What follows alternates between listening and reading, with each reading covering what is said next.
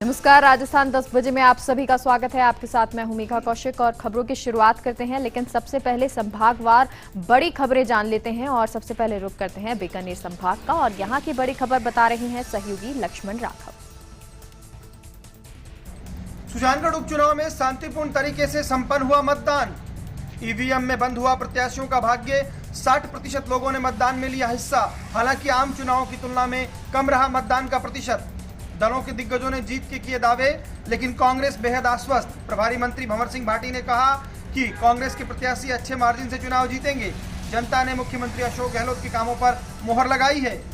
एक खास बात उभर कर आई, आरएलपी ने यहां अच्छी खासी सेंध लगाई है और माना जा रहा है कि आरएलपी अच्छे वोट यहां से बटोरेगी। तो वहीं आज दिन भर शांतिपूर्ण तरीके से मतदान की प्रक्रिया चली। हालांकि एक मतदान केंद्र पर कोरोना पॉजिटिव मिलने के बाद वहां का स्टाफ बदला गया, लेकिन उसके बाद मतदान शांतिपूर्ण तरीके से संपन्न हुआ। प्रभारी मंत्री ने भी प्रशासनिक अधिकारियों का आभार जताया है शांतिपूर्ण मतदान के लिए। तो वहीं जिला कलेक्टर सावरवल वर्मा ने भी प्रशासन का आभार जताते हुए कहा कि फ्री एंड फेयर इलेक्शन संपन्न हुआ है। तो कुल मिलाकर कहा जा सकता है कि कांग्रेस मतदान प्रतिशत के बाद बेहद आश्वस्त है और उसे लग रहा है कि ये सीट कांग्रेस जीत रही है। हालांकि भाजपा का आधिकारिक तौर पर कोई बयान नहीं आया है, लेकिन भाजपा भी अपना दावा कर रही है। कुल मिलाकर कहा जा सकता है कि सुजानगढ़ उपचुनाव में पहली बार ये मिथक टूट जाएगा, क्योंकि यहाँ हुए आम चुनावों में ऐसा नहीं हुआ है कि लगातार 2 बार एक पार्टी या एक प्रत्याशी जीता हो। हालांकि इस बार बाई इलेक्शन था, ऐसे में हो सकता है कि कांग्रेस जिस तरह से दावा कर रही है, लगातार 2 बार कांग्रेस यहाँ से चुनाव जीतने का रिकॉर्ड अपने नाम कर ले। और अब रुक करते हैं अजमेर संभाग का। यहाँ की बड़ी खबर बता रहे हैं सहयोगी नवीन जोशी। साड़ा विधानसभा उपचुनाव के समर में आज 56.56% मतदान हुआ। निर्विघ्न और शांतिपूर्ण मतदान संपन्न होने के साथ ही जिला निर्वाचन अधिकारी के साथ साथ में जिला प्रशासन व पुलिस महकमे ने राहत की सांस ली। 60 संवेदनशील बूथ होने के बावजूद पूरे मतदान के दौरान किसी भी अप्रिय घटना का समाचार नहीं है।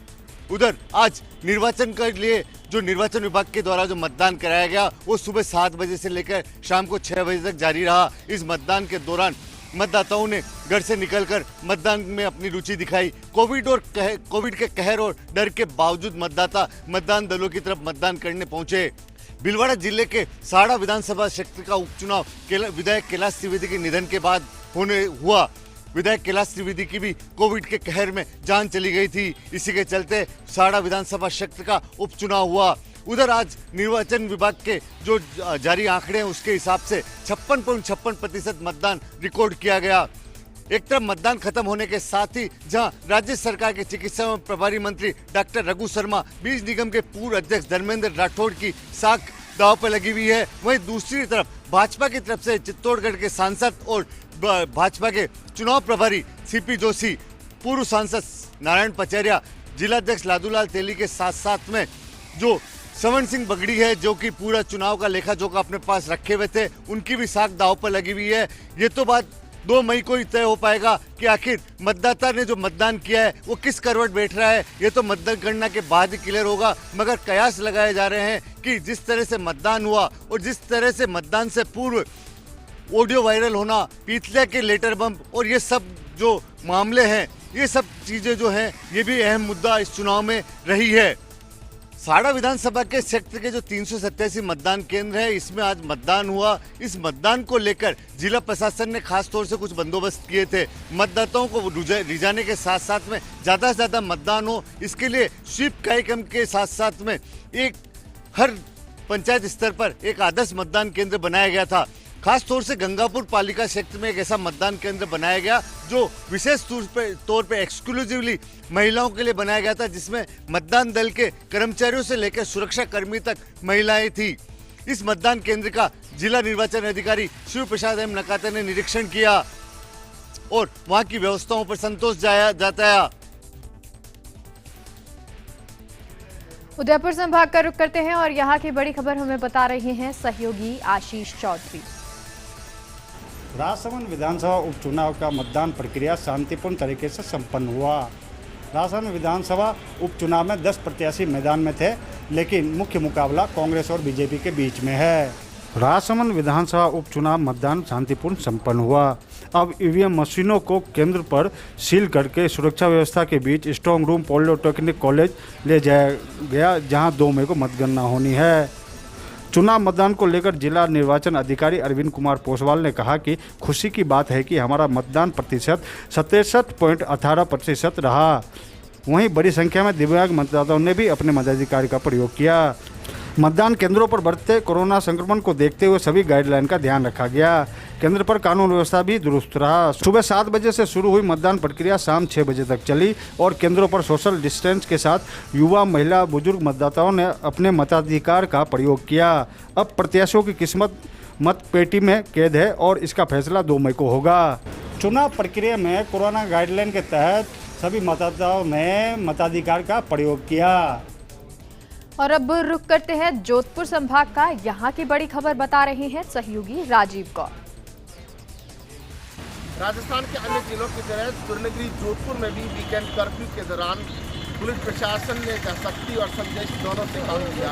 जिस तरीके से कुछ लोगों ने जो सख्ती उन लोगों के साथ दिखानी पड़ी जो नियम की पालना नहीं कर रहे थे, उनके चालान भी काटे गए, लेकिन अधिकांशतः पुलिस ने संयम से काम लिया और समझाइश भी की। पुलिस कमिश्नर जोश मोहन से लेकर डीसीपी धर्मेंद्र सिंह और आलोक श्रीवास्तव जहाँ अपने अपने क्षेत्रों में मुस्तैद रहे, वहीं जोधपुर के जिला कलेक्टर इंद्रजीत सिंह, संभाग के आयुक्त डॉक्टर राजेश शर्मा, अतिरिक्त जिला कलेक्टर ML नेहरा कलेक्ट्रेट में अपने कार्यालय में पहुंचे। अवकाश होने के बाद भी पूरे हर व्यवस्था को मॉनिटर करते रहे, चाहे अस्पतालों की व्यवस्था हो, चाहे कर्फ्यू को लेकर के एक एक इलाके का जो फीडबैक है वो लिया। वहीं IG नवज्योति गोगोई जोधपुर संभाग पर नजर बनाए रखे।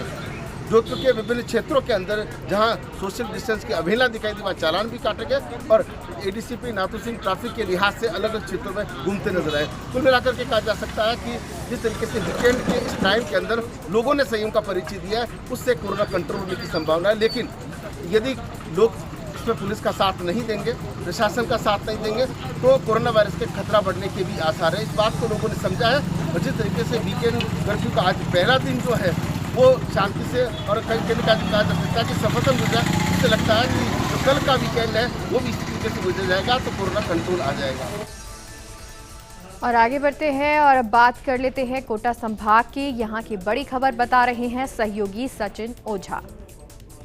वीकेंड कर्फ्यू में पहले दिन कोटा के बाजारों में भी पसरा रहा सन्नाटा, पुलिस की रही चप्पे चप्पे पर नजर। कोरोना संक्रमण के चलते प्रदेश भर में लगाए वीकेंड कर्फ्यू की सन्नाटे से पसरी तस्वीरें कोटा में भी देखने को मिली। शहर में हर तरफ सन्नाटा पसरा हुआ रहा। कोटा के सबसे व्यस्तम पुराने कोटा के बाजार भी सुनसान नजर आए।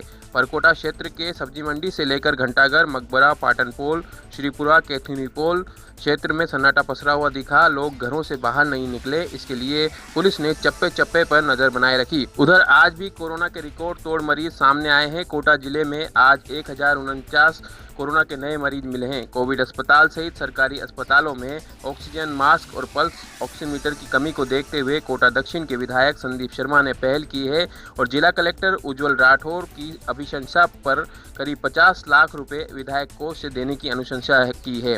विधायक कोष से दिए जा रहे इन 50 लाख रुपए में से 25 लाख रुपए के ऑक्सीजन सिलेंडर, 20 लाख के मास्क, 5 लाख रुपए के पल्स ऑक्सीमीटर सरकारी अस्पतालों को उपलब्ध करवाए जाएंगे। कर्फ्यू के पहले दिन जिला प्रशासन को आमजन का पूरा सहयोग मिला है और उम्मीद की जा रही है कि दूसरे दिन भी आमजन समझदारी का परिचय देंगे। आगे बढ़ते हैं, भरतपुर संभाग का रुख करते हैं और यहाँ की बड़ी खबर बता रहे हैं सहयोगी रवि कटारा।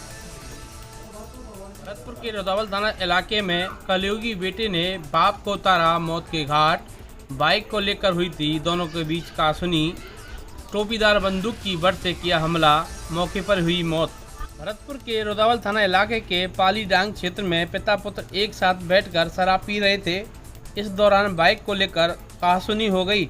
मामला इतना बढ़ गया कि बेटे ने अपने पिता के सिर पर टोपीदार बंदूक के बट से हमला कर दिया और पिता के सिर से खून बहने लगा, जो कि मौके पर ही अचेत होकर गिर गया। इसके बाद मौके पर ही मौत हो गई। घटना की जानकारी मिलने पर रोदावल थाना प्रभारी मनीष शर्मा मौके पर पहुंचे और आरोपी बेटे को गिरफ्तार कर लिया। रोदावल थाना पुलिस ने मृतक के शव को लेकर बयाना अस्पताल की मोर्चरी में रखवा दिया है। सामने आया है कि ये मृतक और मारने वाला उसका बेटा वर्गीय समाज के लोग हैं, जो कि जंगलों में रखवाली करते थे।